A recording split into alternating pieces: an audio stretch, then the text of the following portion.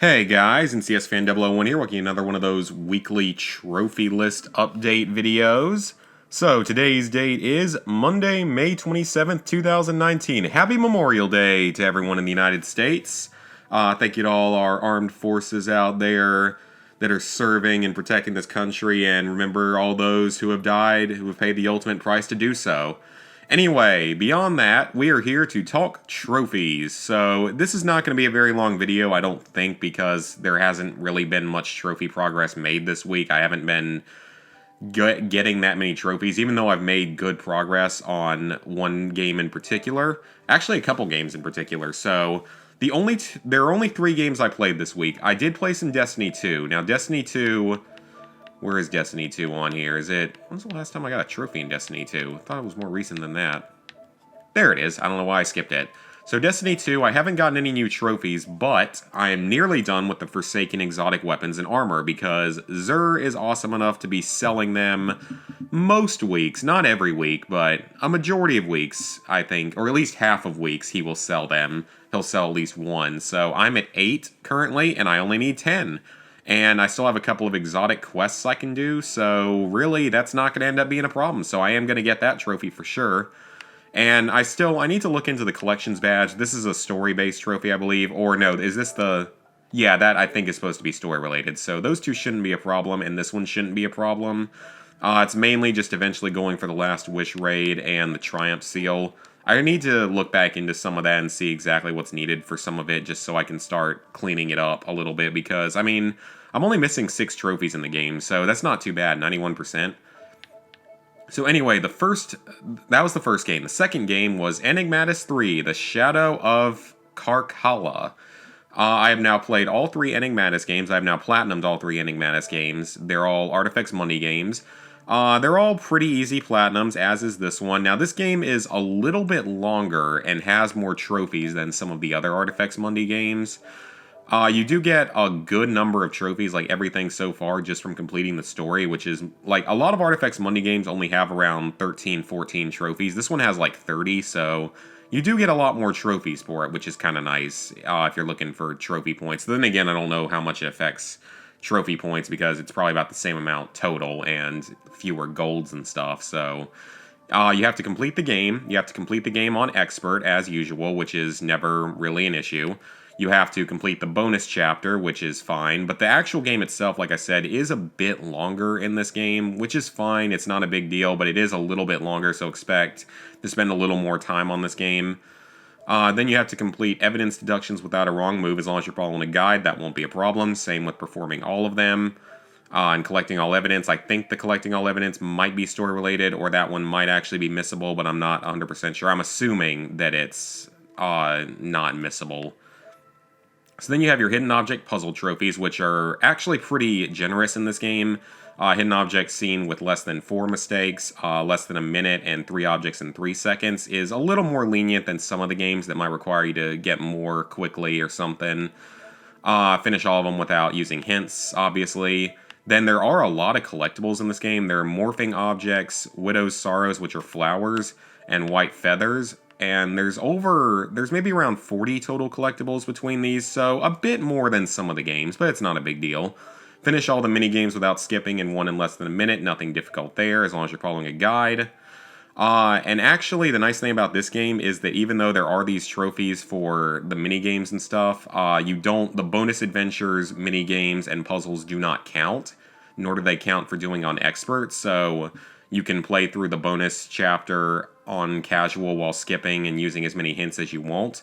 And then when you're in the bonus chapter, you are going to want to solve a game of pair matching in less than 3 minutes. This is not very hard, but this is just something to keep in mind that you'll have to do that. It's fairly easy, so nothing really to worry about with that. I will say that the hidden object puzzles in this one are a little bit trickier with, for one, most of them are randomized, and 2, the game does not always seem to register when you click on them in this game. It's one of those. It's a little bit finicky. So just do keep that in mind. It's still, I mean, it's an easy Artifex Mundi game, but I think this one actually has one of the rarer platinum trophies by Artifex Mundi standards. 28.6 here, and it's like 80% on PSN profiles, which is a little less than some of the others. Man, that's saying something when that 80% is less than some of the others. That's like a Ratalaika game being below 90%. Anyway, so that's Enigmatis 3. I've now finished that trilogy, thankfully. I do like the Artifex Mundi games, and I like that, yes, they're easy platinums, but they aren't quite the joke platinums of like Ratalaika or anything, because these games actually look like they've got some effort put into them. They look great. Like, the games have very beautiful visuals a lot of the time, very colorful designs and such, and they do try to innovate sometimes with different game designs to it, different things like this evidence deductions and stuff like that.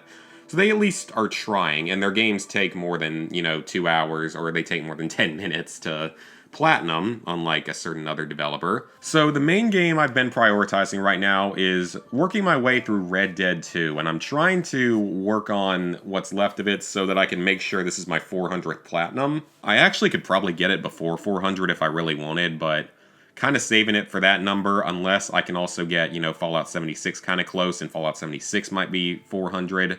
One of the two will be, because Fallout 76, though, I think is getting a little bit better, which is good.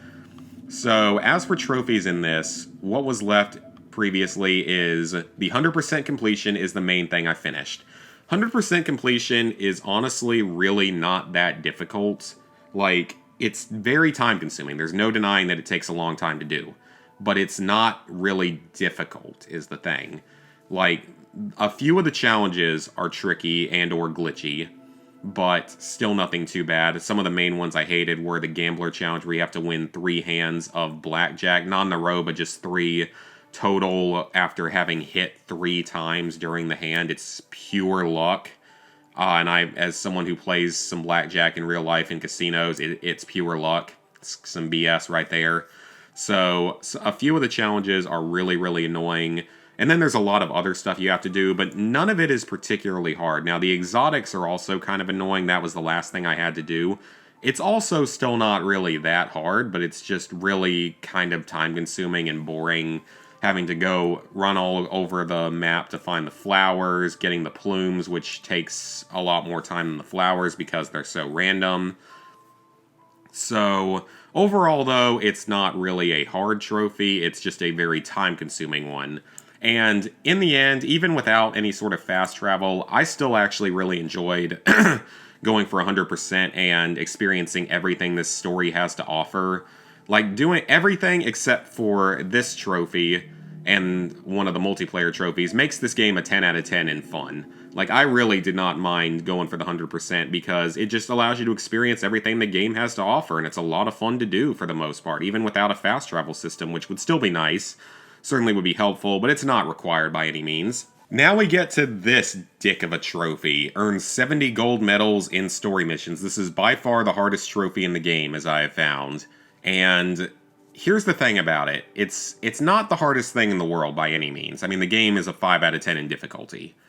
The problem is that Rockstar royally effed up the gold medal system in Red Dead 2. Compared to GTA 5 or even the original Red Dead, which I think only required you to get like 1 gold medal or something. Versus, GTA 5 also made you get 70 gold medals. But there were also more missions. There were, I think, 122 versus this one has like 107, so there were more opportunities. But Rockstar screwed this trophy up in 4 main ways. First of all, they made it so that the objectives for gold medals do not carry over between playthroughs, meaning you have to do all the objectives in a single run. GTA 5 did not make you do this, and it ruins some of the missions because it makes some of them just way harder than they should be. Now, I'm fine if you want to have it to where, if you die or restart a checkpoint, that voids certain objectives. That's fine. I don't see any issue with that.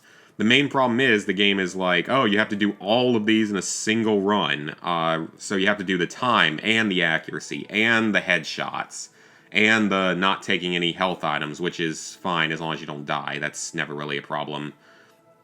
You have to do all of them in a single run, and it's just really, really kind of obnoxious. And now each of these issues on their own would not be a problem. It's just the fact that all 4 of them are present is the main issue I have. So the second issue is that a number of missions have glitchy objectives to where even if you do it perfectly, even if you know for a fact you did it perfectly, the game won't count it and you'll still get a silver or a bronze when you should have had a gold. It happens on numerous missions, and it's just really, really obnoxious when it happens because that's something that is not the fault of the player, that is purely the fault of Rockstar not knowing what the hell they were doing with this trophy or the gold medal system in general. So that is really, that glitch stuff always pisses me off more than anything else, just because it's not like something that's determined by your own skill or anything like that. It all comes down to luck, whether or not the trophy or the objective decides to count for you, and that's what I really hate about anything that's glitched, trophies or otherwise. So that just is really, really annoying. The third issue with this is unskippable walking sequences in these missions. Most of these missions, or a lot of them, an overwhelming majority, have mandatory riding or walking segments where you just have to walk or ride your horse for anywhere from like 5 to 10 minutes at a time. I'll give you a good example. The second mission of the game, I don't remember what it's called, but it's the one where you have to go rescue John up in the mountains. The objectives for that one are to finish the mission with 80% accuracy and while not taking damage. You fight a handful of wolves at the end of the mission. The problem is, to get to that part of the mission, you literally have to walk for 11 minutes, ride a horse, watch a couple scenes, and walk through the snow slowly for 11 minutes to even get to the point where you can fight the wolves. And at that point, if you screw up, because of the accuracy objective, you can't restart your checkpoint.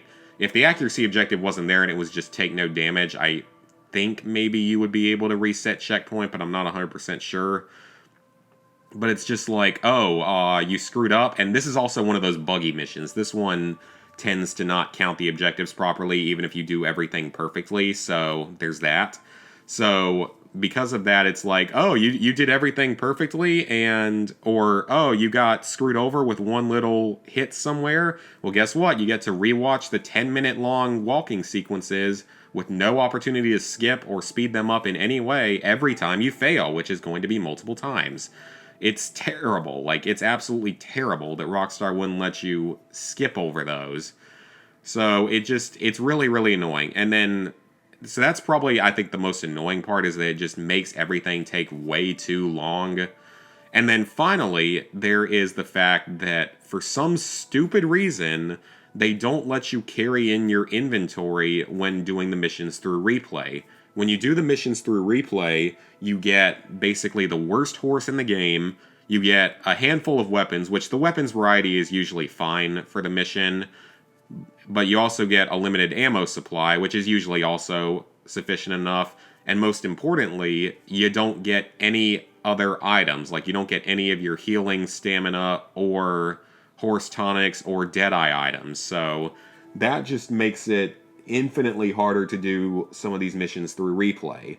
Now, I knew this already, and I'm at a point where I'm wondering if I'm better off just starting a new game at this point. And the reason I say that is because maybe a week ago, I would have easily been better off doing it through just starting a new game, because I only had like 20 gold medals at the time, maybe, so wouldn't lose too much progress. But the thing is, I'm currently at 40 gold medals, and I know that there's at least 10 more easy ones, like super easy ones I can do.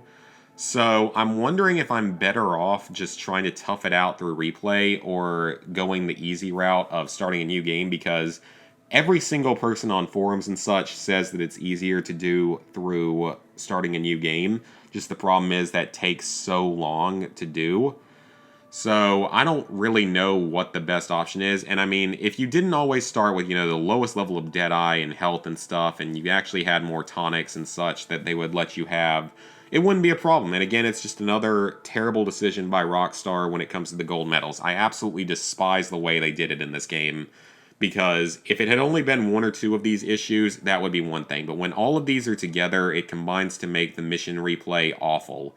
And literally everyone out there is complaining about, or not everyone, but most people out there are complaining about it being just a terrible system. Even if it's not the hardest thing in the world, it's just a bad, messed up system. So I am thinking possibly just restarting the game and doing it that way, because that might honestly be the easiest option at this point. Now, admittedly though, Chapter 1 I don't think is affected really by what you do, like by through replay. Neither is Epilogue Part 1, because both of those segments you pretty much are starting from scratch, so you won't have much.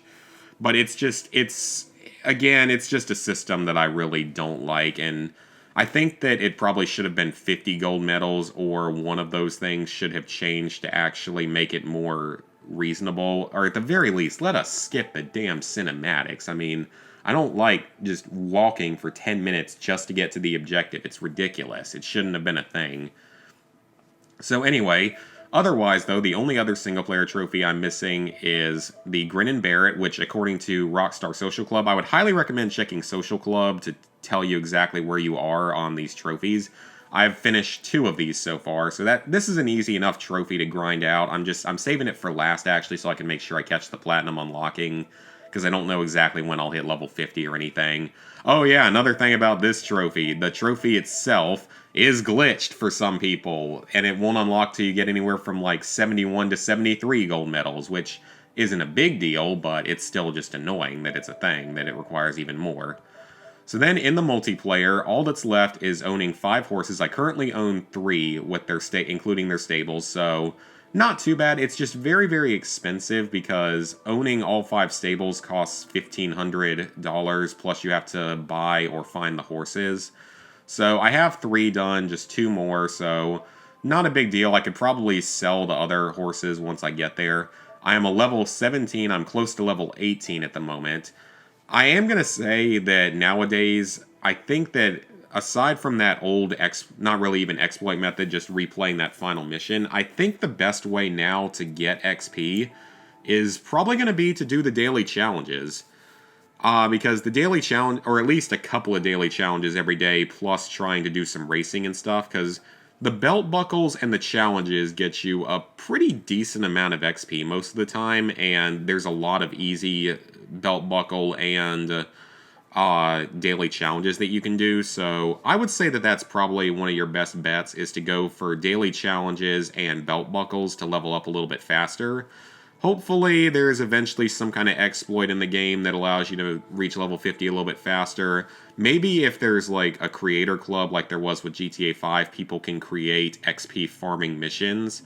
Thankfully, it's rank 50 instead of rank 100 like it was in GTA 5, but with the lack of, double XP events every week and stuff like that, it just makes it a little bit more annoying. Plus the slower movement around the map, just the fact that there's nothing going on, because I really don't think this multiplayer is that fun. I don't really think it's that good. It's not really an entertaining experience. And I know it'll get better as they let us probably own property and maybe add more weapons and stuff. But it's not as fun as GTA 5 because, there's not this giant variety of different vehicles, and there's not a huge variety of mission types you can do. And that's all due to the setting. That's not necessarily due to Rockstar. That's just due to the setting being 1899 or early 1900s Wild West. There's nothing going on out there at this point in time. So that does make it all a little bit more annoying. Plus, like, most of the showdown modes are Battle Royale-based modes, which is kind of annoying. I mostly stick to races. And then just counter a rival posse's free roam mission. I think that my neighbor, since, he's home, is going to help me out with this. Actually, probably sometime after this video goes up, because that's very easy to get with 2 people. So that's not a problem at all. I'll have it done eventually. I mean, it's not a hard trophy. There's not enough people doing posse missions, in all honesty. I'm not even kidding when I say that. I just don't really see it happening enough on the map to where it's just not really a common thing. And then 25 pieces of ammo is easy, but I have to get to a high enough level to purchase recipes, which I think I have to be either level 25 or like maybe even 27 to do it. So yeah, that's it for Red Dead 2, and that's it for my trophies for the week. So with that, level 65, 99%, 16,397 total trophies, 376 platinums, 2,099 golds, 4,171 silvers, 9,751 bronzes. So for the upcoming week, my current plans on other games has not changed at all. Although I will say that once I have finished up visiting with my friend and all and my family, and I head back to Cincinnati, I will be taking my other PS3 with me, so I will have 2 with me and be able to really start trying to boost some of these older games. And I don't know if the schedule will change around at that point. Like, Far Cry 2, despite technically being at the top of my list at the moment because it takes so long, it's also at the same time sort of at the bottom of my list because it's not even on my trophy list yet.